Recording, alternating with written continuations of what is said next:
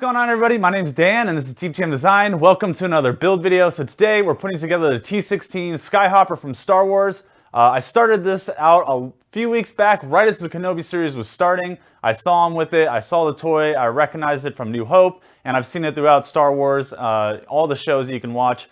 Anyways, 6 weeks ago I started 3D printing this and surfacing and sanding everything, getting it ready for paint and assembly. So in this video you're going to see me assemble all that, and so let's get right into it. I hope you guys enjoy it, and here we go. Alright guys, so like I said a second ago, pretty much I have everything printed out already. It took a long time. I surfaced and sanded all this stuff, filler, primer, putty to get it all nice and smooth, printed out some photos to help me paint it.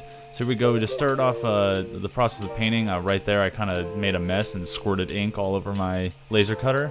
But anyways, right back to the build. So pretty much I started going over with this gray shadow airbrush paint from golden paints or whatever. And just kind of going into the cracks and grooves, all the deep crevices of the ship that I could find. And then I started doing a little overall coat of just the shade over the entire thing.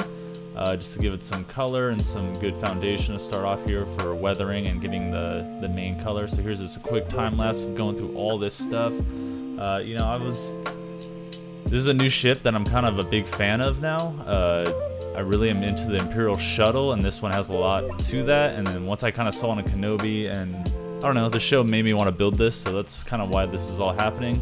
So now I'm going to start mixing up some paint here, try to match that gray bony color that they got going for the T-16 here.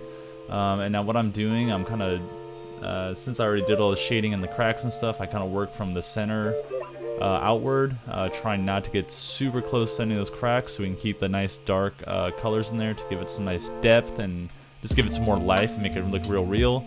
So I went around and started doing that to the entire ship. I kind of excluded the inside just because I wanted the inside to be a slightly different color in the end of the build. Now here's where I went awry on this. I started using some salt and stuff to do weathering. As you can see, I went way too far. The paint looks terrible, so now I'm just moving on to a different thing. I'm stepping back and starting all over.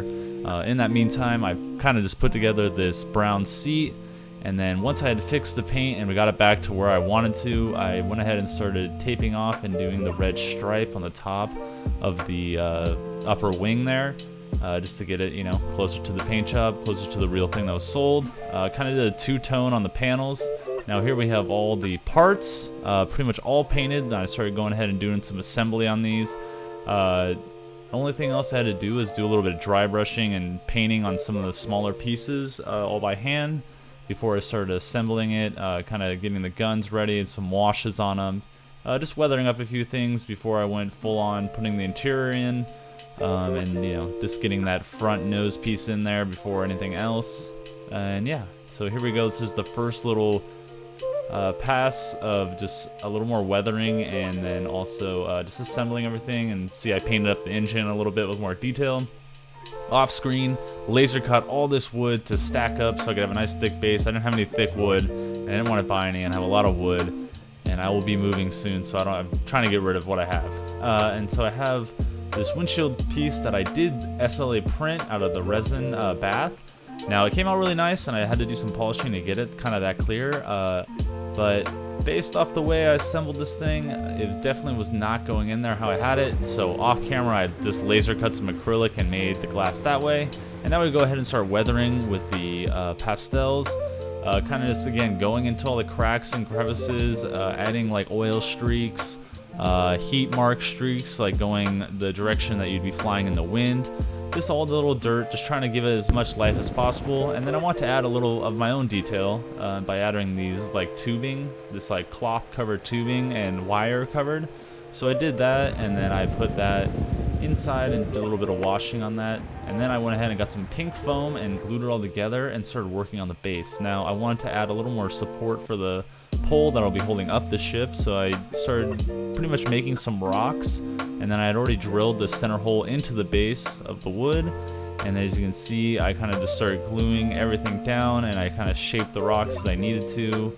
Took all the tube out so I could put some glue in there, and stuck that in there. Made sure I had it nice and straight with the right angle, just so I know the ship's sitting up real nice. And yeah, so here we glue down this, and now everything's kind of coming together here as I lay down the base. I'm having a lot of fun building this thing. and then just covering it in sand. But, you know, guys, let me know what your favorite Star Wars ship is. I'd like to know. Just leave it in the comments, and then maybe I'll build that one day. And then using some spackling, I covered up the pink foam so it could be protected from the paint.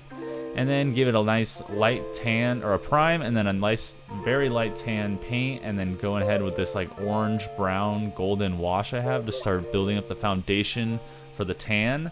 Or not the tan, but like the desert floor and sandy Tatooine, I guess you would probably consider this to be, or another desert planet in Star Wars. There's a shit ton of them, as you can see in all the shows.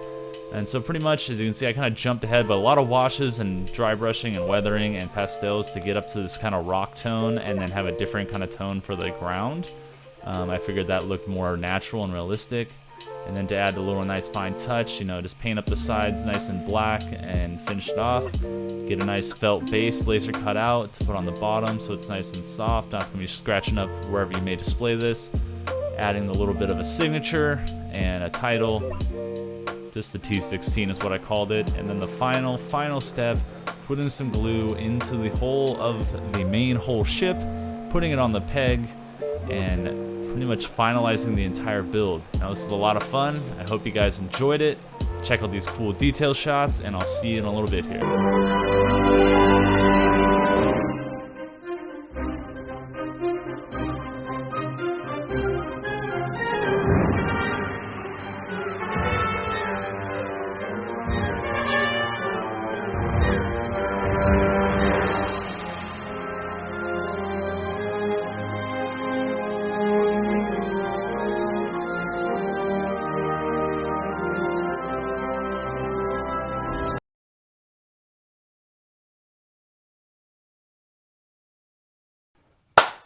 All right, everybody, that was the one-day build. I hope you guys enjoyed it. I hope you enjoyed following me along in the T-16 Skyhopper Star Wars build. I had a lot of fun putting it together, and I think the results are really great. I really enjoyed how it came out.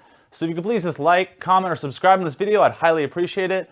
Let me know what you want to see me build in the next video, possibly. Let me know if there's anything you want me to adjust filming-wise or anything like that. Just let me know. And if you want, please follow me, like I said again, on DTM_design on Instagram for more frequent updates than on YouTube. I'm going to try to keep putting out more videos as soon as I can, but just bear with me. I got a lot of stuff going on, so I'll see you in the next one, and that's it.